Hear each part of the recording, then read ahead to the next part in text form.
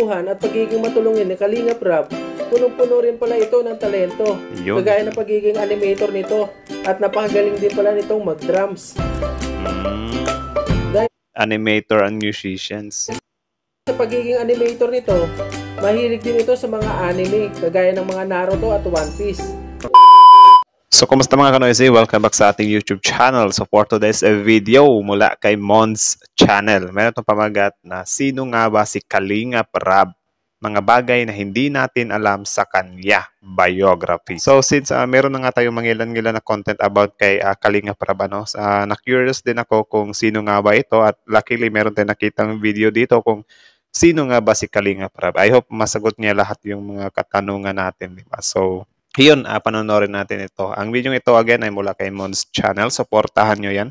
Tapos, syempre, kung tip nyo ng mga ganitong reaction video may kasama kayo manood, huwag nyo na rin kalimutan supportahan yung YouTube channel natin, Filipino IC. So, di na natin ito patatagalin pa. Baka agawin pa ng China. Again, ang title ng video ito, sino nga ba si Kalingap Rab? Mga bagay na hindi natin alam sa kanya. Biography. So, like, comment, share, subscribe. Start.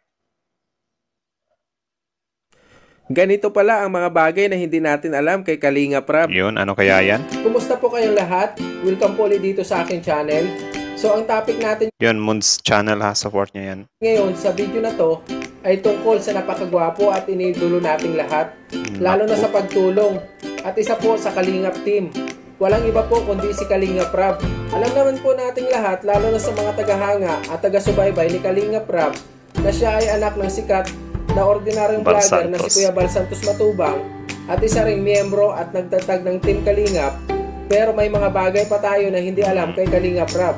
Yeah, it's me. Ako rin may mga bagay pa kung hindi alam sa kanya. Panoorin natin kung sino nga ba si Kalingap Rab sa likod ng camera. Iyon. Bago pa siya naging sikat na vlogger. So tara, panoorin na natin kung ano nga ba ang kanyang mga biography. Iyon. Alam niyo ba kung ano ang totoong pangalan ni Kalingap Rab? Hindi. Ang totoong pangalan niya ay Raboni James Matubang. Raboni James Matubang. Kaya pala Kalingap Rab. So, yung nickname niya is Rab. Okay, ngayon ko lang yan nalaman na Raboni James Matubang. At ipinanganak ito noong October 1, 1994 sa Dait, Camarines Norte. At may 1994. So, 4, 14, 24. So, magte-30 years old na siya this October. Tama ba? So, 29 years old siya ngayon. Correct me if I'm wrong, guys. Ako, 1996 ako eh. Kahit walang nagtatanong ano. Dait Camarines Norte. So, taga-ano pala siya? Camarines. Tuloy. Edad na itong 27 years old ngayong paparating na Oktobre. At ang kanyang zodiac sign ay Libra. At may height po itong 5'9" foot at may weight na 68. Ang tagkad niya, malapit, hindi pala. Pero yung 5'9", matangkad na rin yun, men. Basketball player din ba siya? Kilograms. At siya po ay nagtapos sa Ateneo de Naga University sa kursong Computer Animation. Yun. At sa mga gusto namang malaman, Computer Animation. Itinuloy niya ba yun, men?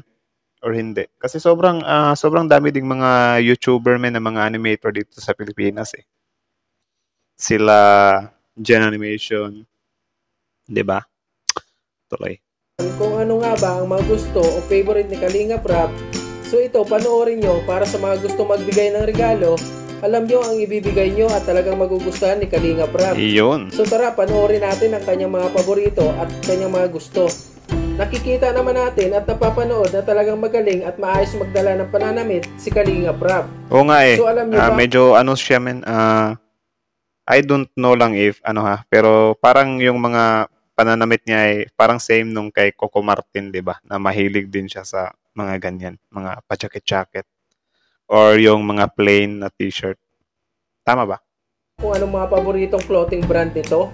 Jag Ang Lee. paboritong clothing brand niya lang naman ay ang H&M at Uniqlo.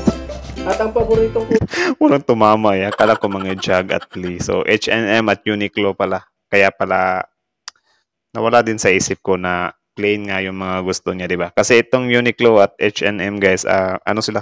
Marami silang mga plain na mga t-shirts. kulay nito ay kulay black.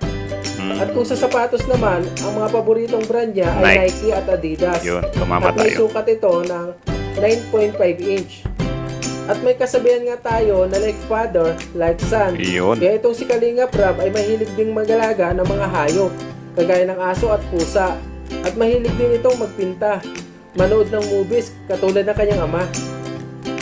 Alam niyo ba kung ano mga pagkain at ulam ang gusto ni Kalinga Prab? Yun, ano kaya yan? Grabe no, pati pagkain at ulam. So, yan. Ano kaya yan? So sa mga gustong ipagluto, si Kalinga Prab, ang mga paborito lang naman nitong kainin ay ang sinigang na baboy, adobo at fried chicken. Yun. Same kami ng favorite ha. Kahit walang nagtatanong, adobong baboy. Aw, sinigang na baboy, I mean.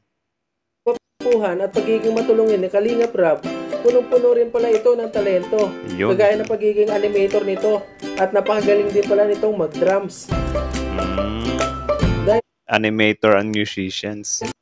Sa pagiging animator nito, mahilig din ito sa mga anime, kagaya ng mga Naruto at One Piece.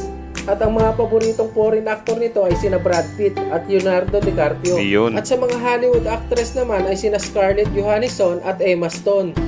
Itong si Kalinga Prab ay mahilig din pala sa mga OPA o Korean movies. Opa. So, K-dramas. K-drama. Actually, ako, mahilig din ako sa mga K-dramas, guys. Like, meron kasi silang mga action din eh. Especially yung mga crime or mga sci-fi, di ba? Yun, pinapanood ko din yun. Nakakaano din kasi. At ang mga paborito nitong Korean actress at actor ay sina Jimin A, IU at Lee Min Ho. Yun. Sa K-pop idols naman ay sina Lisa and Jennie at Jungkook.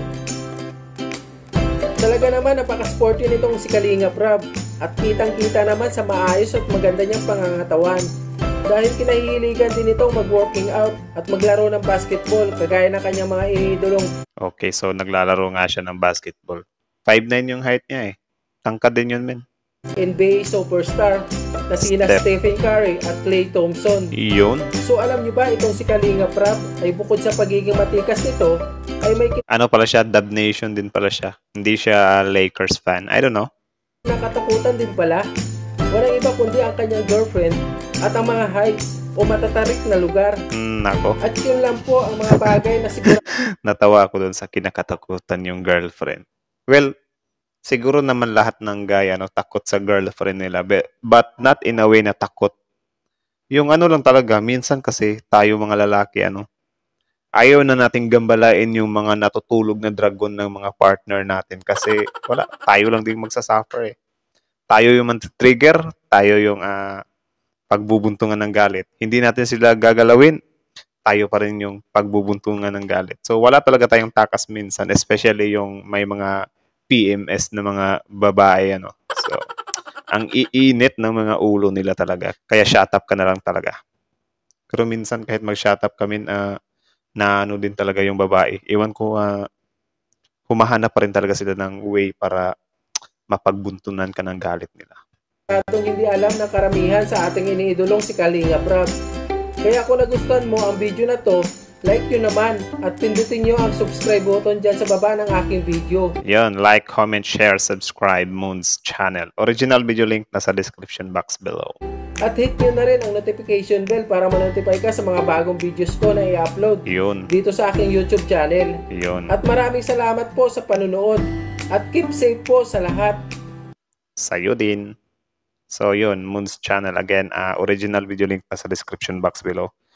Supportahan nyo yan guys, subscribe nyo, tapos yun, panoorin nyo yung mga videos niya. Actually, may nakita akong comment eh. Nakalagay dito, tuyo or dried fish, gusto rin ni Kalinga Prab. So, comment ng tatay niya yan guys.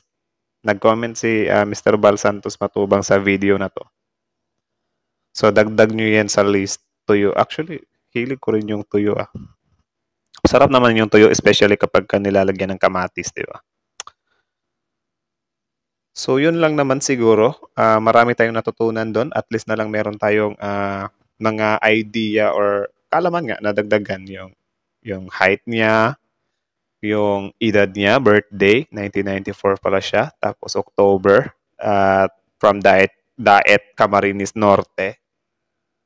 Tapos, yun, yung pagiging animator niya. Pinursue niya ba yung pagiging animator niya, guys? Kasi okay namang talent yung animator, ah. Actually, ako mahilig ako sa drawing, pero yung animation, parang di ko pa nasubukan yun. Parang gusto ko rin siyang gawin, pero I think late na ako kapag ka ganun siguro, ano. So, yun. Natawa lang talaga ako dun sa huli na yung mga kinakatakutan niya ba. Nasali pa nga yung girlfriend, di ba?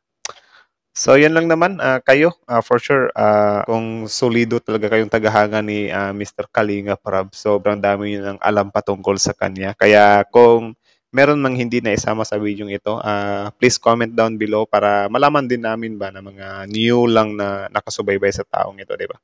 So, halimbawa, meron pang mga info na hindi pa nakalagay sa video ito, comment nyo yun sa baba, again, para malaman din namin.